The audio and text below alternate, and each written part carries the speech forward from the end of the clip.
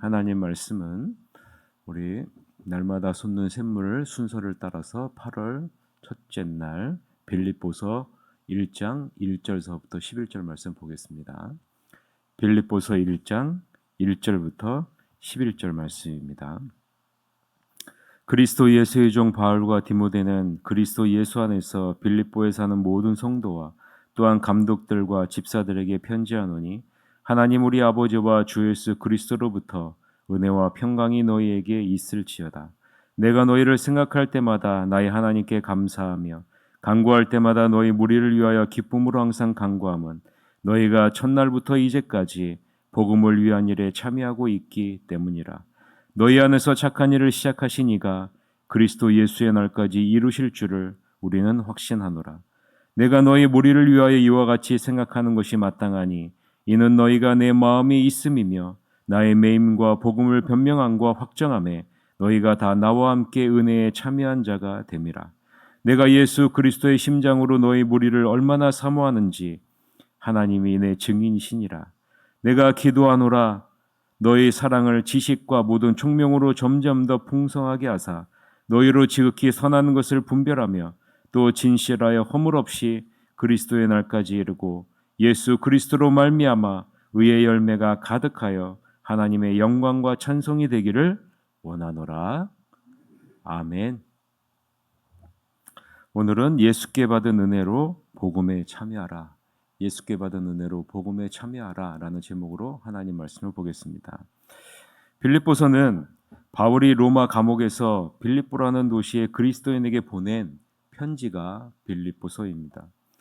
빌립보 교회는 바울이 유럽에서 세운 최초의 교회라는 사실을 여러분 기억하고 계시죠? 바울의 제2차 전도 여행은 AD 49년서부터 52년에 이루어진 전도 여행입니다. 이때 바울이 아시아에 복음을 전할 계획을 가지고 있었죠. 그런데 성령의 강권하심과 마게도냐 사람의 환상을 보고 발길을 돌려 유럽에 속한 마게도냐의 첫 성인 빌립보에 가서 복음을 전한 사건이 바로 빌립보 교회의 시작입니다. 이때 자색옥감 장사 루디아 등이 회심하는 계기로 인해서 빌립보 교회가 시작되었기 때문이죠. 여러분 사도행전 16장 13절에서부터 15절에 보면 이 내용이 간략하게 기록되어져 있는데 한번 들어보세요. 안식일에 우리가 기도할 곳이 있을까 하여 문밖 강가에 나가 거기에 앉아서 모인 여자들에게 말하는데 두아디라 시에 있는 자색옥감 장사로서 하나님을 섬기는 루디아라 하는 한 여자가 말을 듣고 있을 때 주께서 그 마음을 열어 바울의 말을 따르게 하신지라. 그와 그 집이 다 세례를 받고 우리에게 청하여 이르되 만일 나를 주 믿는 자로 알거든 내 집에 들어와 유하라 하고 강권하여 머물게 하니라 라는 내용이 사도행전 16장에 기록되어져 있죠. 이것이 빌립보 교회의 시작입니다. 빌립보 교회의 최초의 교인이 바로 이 루디아이었기 때문이죠. 빌립보서를 보면 바울은 우리에게 행복해질 수 있다거나 행복해지는 법을 말해주지 않습니다. 그럼 바울은 무엇을 강조할까요? 바울은 자기 자신이 지금 행복하다라는 사실을 강조합니다. 바울은 빌립보서를 통해 자신에게 있는 기쁨이 나에게 처하는 상황에서 오는 것이 아니라라는 사실을 강조하고 있기 때문이죠. 지금 바울은 어디에 있어요? 감옥에 있어요. 그런데 바울은 무엇을 강조하고 있냐면 나는 누구보다도 행복하고 누구보다도 기쁘다라고 말하고 있기 때문입니다. 바울이 누리는 기쁨은 환경이나 사람, 물질에서부터 오는 것이 아니라 예수 그리스도로부터 생명의 역사가 날마다 흘러넘치기 때문에 그런 것이죠. 변화되어지는 사람의 마음이나 변화되어지는 환경이나 변화되어지는 어떤 물질에서부터 오는 것이 아니라 변치 않는 반석이신 예수 그리스도로께로부터 날마다 그 기쁨이 공급되어진다라고 말하고 있는 겁니다. 사랑하는 성도 여러분, 그래서 빌립보서의 핵심은 무엇일까요? 기쁨의 격려예요. 서로 기쁨 안에서 격려하는 것이 이 빌립보서의 핵심 주제입니다. 그래서 이 빌립보서를 통해 우리 새하늘교회 모든 성도들이 이 기쁨 안에서 서로 격려하는 은혜가 있기를 주님의 이름으로 간절히 축원합니다. 오늘 본문은 빌립보 교인들로 인해 바울의 기쁨과 감사와 중보 기도의 내용이 담겨져 있는 본문 내용입니다. 바울은 비록 감옥에 있지만 빌립보 교인들로 인해 기쁨이 넘친다라고 이야기하고 있는 거예요. 자, 보세요. 첫 번째 바울은 무엇 때문에 기쁘다고요? 예수 그리스도 때문에 기쁘다라고 얘기했죠. 그런데 이에 더 나아가서요, 바울은 빌립보 교인 때문에도 기쁨이 넘친다라고 말하고 있는 거예요. 이 자리에 앉아 있는 여러분도 마찬가지 아니겠습니까? 예수 그리스도로 말미암아 기쁨이 넘치고 또 옆에 있는 성도들로 인해 기쁨이 넘치는, 기쁨이 배가 되는 여러분의 삶이 되시기를 주님의 이름으로 간절히 축원합니다. 그래서 바울은 3절 4절에 보면 너희를 생각할 때마다 나의 하나님께 감사하고 너희 무리로 인해 기쁨이 넘친다라고 고백합니다. 3절 4절 같이 한번 읽어볼까요? 내가 너희를 생각할 때마다 나의 하나님께 감사하며 간구할 때마다 너희 무리를 위하여 기쁨으로 항상 간구함은이라고 이야기를 해요. 여러분 한번 생각해 보세요. 다른 사람이 나를 생각해요. 다른 사람이 나를 위해서 기도해요. 그럴 때마다 무엇이 넘친다고요? 기쁨이 넘친다는 거예요. 여러분이 다른 사람에게 그런 존재여야 되고요. 여러분이 다른 사람을 생각할 때 그 다른 사람이 여러분에게 그런 존재여야 된다라고 말하고 있는 것 아니겠습니까? 그럼 바울이 이렇게 빌립보 교인들을 생각할 때마다 감사와 기쁨이 가득한 이유가 무엇일까? 빌립보 교인들이 복음의 메시지를 들은 날부터 지금까지 복음을 믿는 일에, 복음을 전하는 일에 바울과 늘 함께 해주었기 때문이라는 사실입니다. 떨어져 있다고요? 이것과 상관이 없어요. 바울이 떨어져 있을 때요, 빌립보 교인들은 늘 바울의 사역을, 복음 사역을 위해서 기도했어요. 함께 동역한 것이죠. 바울이 물질적으로 힘들고 어려울 때 이 빌립보 교인들은 물질로 헌신했어요. 그리고 자기 자신이 할 수 있는 최대한의 것을 다했죠. 그래서 5절에 보면 사도 바울은 이 빌립보 교인들을 향해서 뭐라고 얘기하는지 아세요? 5절. 제가 굉장히 좋아하는 말씀인데 같이 한번 읽읍시다. 너희가 첫날부터 이제까지 복음을 위한 일에 참여하고 있기 때문이라 라고 이렇게 말하죠. 바울의 기쁨의 이유를 복음 안에서 지속적인 교제에 있다라고 바울이 말하고 있는 거예요. 복음을 전해서 믿었는데요, 그것을 믿는 것뿐만 아니라 그 복음의 일에 끝까지 참여하게 되었다라고 지금 바울이 강조해서 설명하고 있는 겁니다. 바울이 복음을 전할 때나, 바울이 전도 여행을 떠나 있을 때나, 바울이 감옥에 있을 때나 어떤 상황과 상관없이 빌립보 교인들은 복음을 위한 일에 동역자로 든든하게 함께 서 있었다라고 말하고 있는 거죠. 여러분, 그러니까 어때요? 빌립보 교인들을 생각할 때마다 기쁨이 넘치는 거예요. 빌립보 교인들을 위해 기도할 때마다요, 그 기쁨이 흘러 넘치고 감사가 흘러 넘치는 것입니다. 주석가 핸드릭스는요, 이 부분을 이렇게 해석합니다.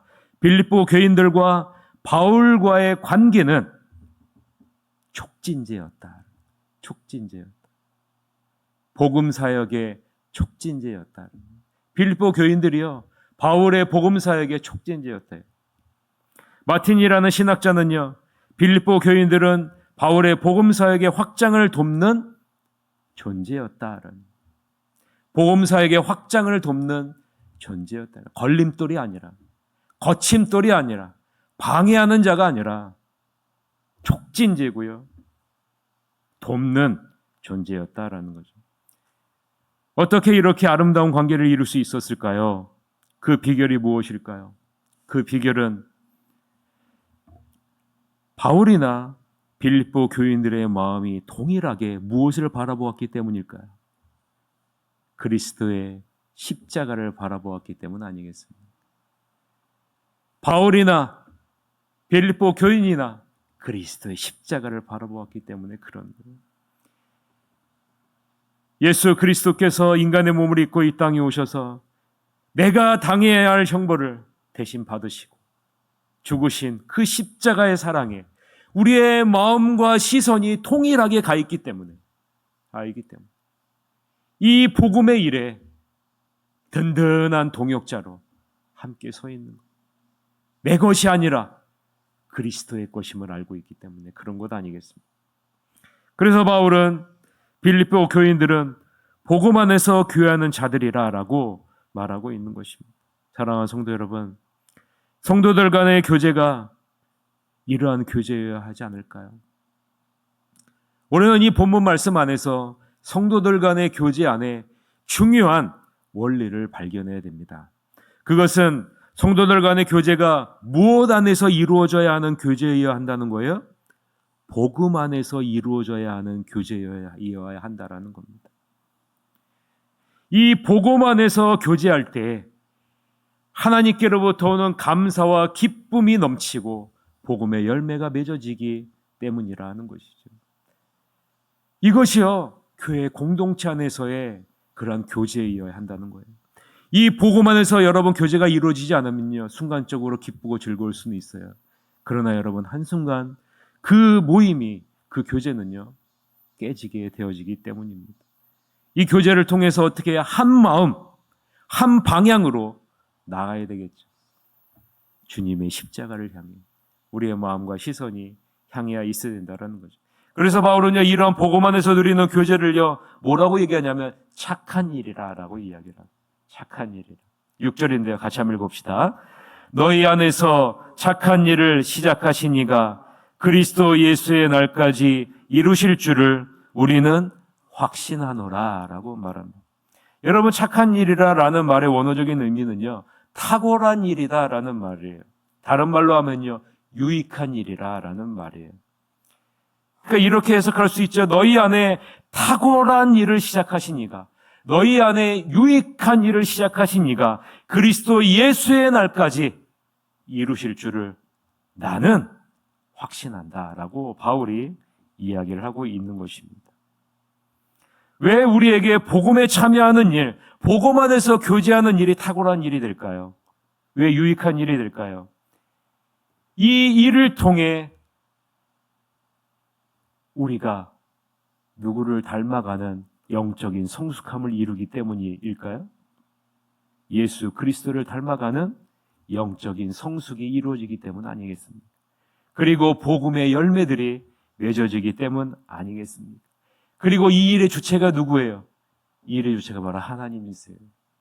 그리고 이 일을 이루시는 분도 하나님이시라라는 사실입니다. 여러분, 이 사실을 잊지 마시기를 바랍니다. 그래서 여러분이 아름다운 인격을 갖도록 날마다 이 교제 안에서 그것을 위해 기도하시는 여러분이 되시기를 바랍니다. 이것이 바울이 갖고 있는 확신입니다. 복음에 대한 확신, 하나님이 우리를 위해 일하신다는 확신을 바울이 갖고 있는 거예요. 그래서 바울은 빌립보 교인에게 너희는 나와 함께 은혜에 참여한 자가 되었다라고 7절 하반절에 말하고 있고, 8절에서는 그리스도의 심장으로 빌립보 교인들을 사모한다라고 고백하고 있는 것입니다. 7절, 8절 같이 읽읍시다. 내가 너희 무리를 위하여 이와 같이 생각하는 것이 마땅하니 이는 너희가 내 마음에 있음이며 나의 매임과 복음을 변명함과 확정함에 너희가 다 나와 함께 은혜에 참여한 자가 됨이라. 내가 예수 그리스도의 심장으로 너희 무리를 얼마나 사모하는지 하나님이 내 증인이시니라 라고 말합니다. 여러분, 바울이 무엇을 강조하는지 느껴지시죠? 바울의 이러한 애정은요, 그리스도 안에서 시작되었고 그분 안에서 지금도 지속되고 있다라고 말하고 있는 거예요. 이런 관계가 새하늘 공동체의 관계이어야 한다라고 바울이 말하고 있는 것이죠. 그분 안에서 시작되고 그분 안에서 지속되는 관계, 이 관계가 바로 새하늘 공동체의 관계여야 한다라고 말하고 있는 것이고요.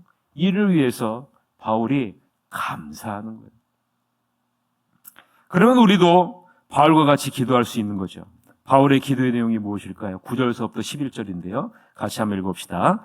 내가 기도하노라 너희 사랑을 지식과 모든 총명으로 점점 더 풍성하게 하사 너희로 지극히 선한 것을 분별하며 또 진실하여 허물 없이 그리스도의 날까지 이르고 예수 그리스도로 말미암아 의의 열매가 가득하여 하나님의 영광과 찬송이 되기를 원하노라라고 말하고 있는 거죠. 바울의 기도는 빌립보 교인들의 사랑이 점점 더 풍성하게 되고 거기에 지식과 모든 총명이 수반되어 하나님의 영광을 돌릴 수 있을 만큼 지혜로운 행동으로 표현되어서 다른 모든 사람들에게 유익이 되게 해달라고 지금 기도한다라고 말하고 있는 겁니다.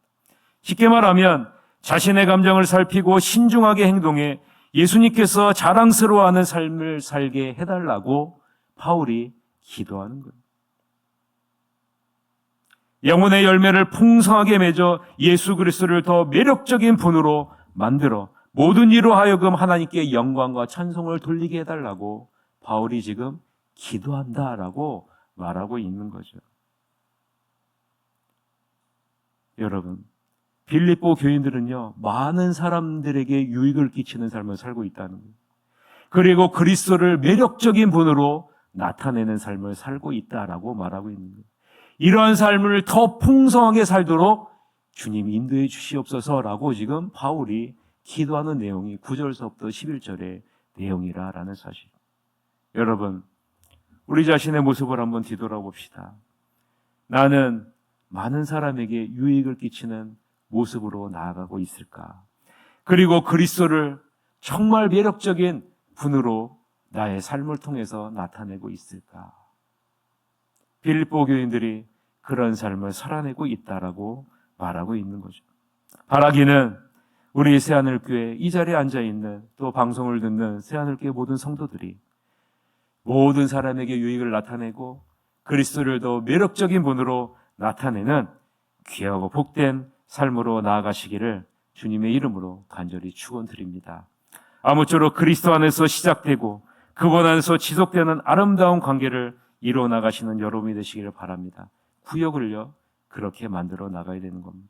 그래서 아름다운 관계의 열매를 풍성하게 맺어 예수 그리스도를 매력적인 분으로 나타내 하나님의 영광과 찬송이 되시는 여러분이 되시기를 주님의 이름으로 간절히 축원합니다. 이 시간에 통성으로 기도합시다. 중고등부 수련회가 이제 내일서부터 시작이 됩니다. 하나님, 중고등부 수련회가 하나님 보시기에 아름답고 복된 수련회가 되어서 이 아이들이 예수 그리스도를 인격적으로 만나 그 삶이 변화되어지는 놀라운 은혜가 있게 하여 주시옵소서라고 우리 다 같이 통성으로 중고등부 수련회를 위해서 우리 구역을 위해서 새하늘 공동체를 위해서 기도하시러 가도록 하겠습니다. 통성으로 기도하시겠습니다.